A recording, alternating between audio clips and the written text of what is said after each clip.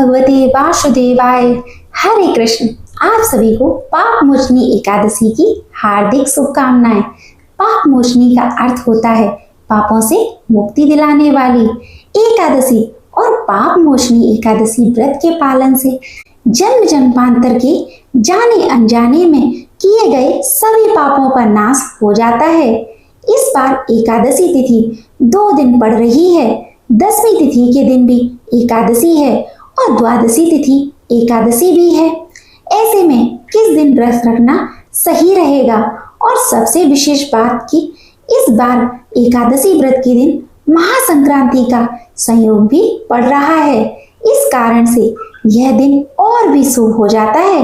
तो चलिए आपको बताते हैं कि आपको किस तिथि में एकादशी का उपवास रखना चाहिए, किस दिन 10वीं तिथि के नियमों का पालन करना चाहिए और पाप मोचनी एकादशी व्रत का पारण कब और किस शुभ मुहूर्त में करना चाहिए।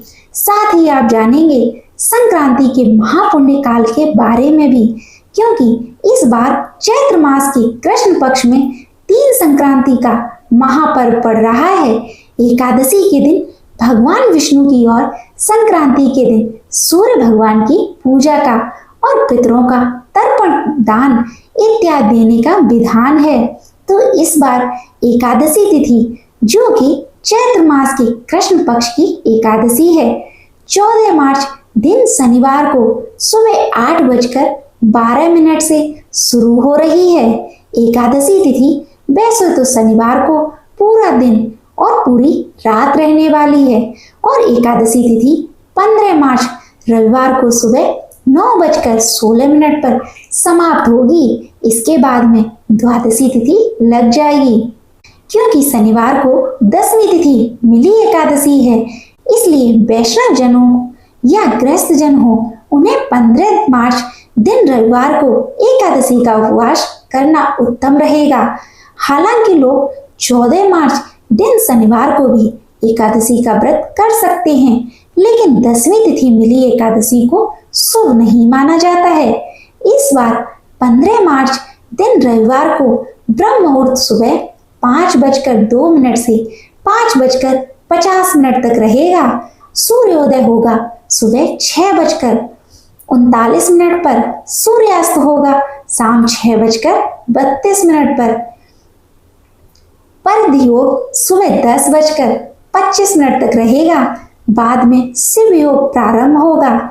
इस दिन राहु काल शाम 4:30 से 6 बजे तक रहेगा। एकादशी की प्रातः काल पूजा का मुहूर्त सुबह 5:19 से 6:31 तक रहेगा और शाम की पूजा शाम 6:27 से लेकर 7:41 के बीच में कर सकते हैं। क्योंकि इस दिन रविवार पड़ रहा है, एकादशी है, इसलिए एकादशी के नियमों का पालन करते हुए रविवार के दिन तुलसी जी में जल अर्पित ना करें, लेकिन सुबह और शाम तुलसी जी में धूप दीप अवश्य जलाएं। क्योंकि 15 मार्च दिन रविवार को ही मीन संक्रांति का महापर्व भी है। तो इस दिन पुण्य काल और महापौराण्य काल का विशेष महत्व रहता है। तो इस दिन पुण्य काल सुबह 6:31 से लेकर दोपहर 12:30 तक रहेगा।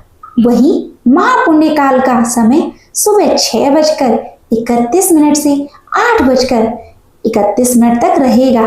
तो इन दोनों शुभ मुहूर्त में आप एकादशी की भी और मीन संक्रांति की भी पूजा कर सकते हैं, जिसमें सूर्य देव की श्री विष्णु भगवान की पूजा की जा सकते हैं, कर सकते हैं, पितरों को जल अर्पित कर सकते हैं।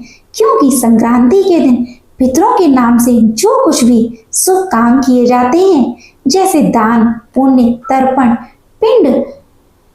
पिंडदान आदि, उनसे पितरों को भी मुक्ति मिलती है। और द्वादशी तिथि 15 मार्च रविवार को सुबह 9:17 से शुरू होगी।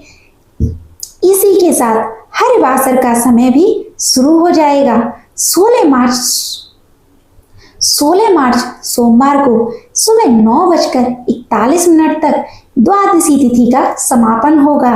अगर जो लोग जानकारी के अभाव में या फिर एकादशी लग रही है, इस कारण से शनिवार को एकादशी का व्रत उपवास रख रहे हैं, उनके लिए जानकारी दे दें कि रविवार को सुबह से लेकर दोपहर के बाद तक हरिवासर का समय रहेगा, जिस दौरान एकादशी का व्रत नहीं खोला जाता है।